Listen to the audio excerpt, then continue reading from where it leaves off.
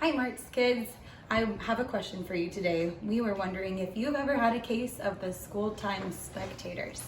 It's a very curable disease, but you may have contracted it if you've ever had any of these symptoms. When your teachers ask you a question, have you ever looked back at her like this?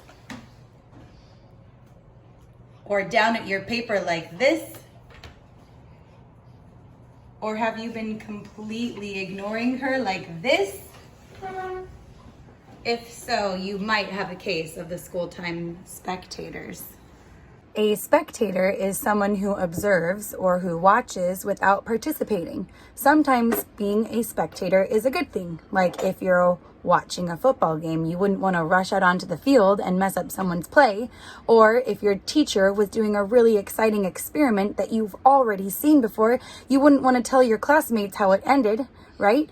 So being a spectator can sometimes be a really good thing, but if your teacher is asking questions and hoping for a discussion and relying on her students to participate, being a spectator isn't a good thing. And that's when, if you're not participating when your teacher's hoping for participants or hoping for people to not be observing, then you may have a case of the school time spectators and you may need to look for a cure. If you're looking for a cure for the school time spectators, you've come to the right place. First, you can only cure the school time spectators if you are paying attention. So make sure you're always listening to your teacher and other kids in your class when they're participating, because it might help you have ideas on how you can participate too. Two, always ask questions if you have them. If you don't know what's going on, or if you need to clarify something with your teacher, you should always raise your hand and ask, because someone else might have similar questions and it can help everyone learn together. It also can help your teacher know that you don't understand what's going on so that she can make sure that you understand, and maybe it will help other people too.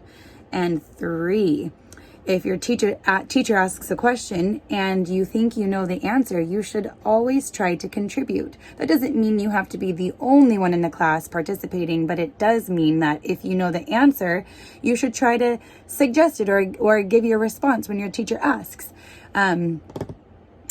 Sometimes when we answer questions, we don't always get it right. And that's okay too, because even wrong answers in a class discussion can help everyone learn and everyone figure things out together. And all of those answers, even if they're right or wrong, are good to have in a class discussion. So answering and being afraid of getting it wrong, it's okay to be afraid. It's good to be brave and still say those things anyways.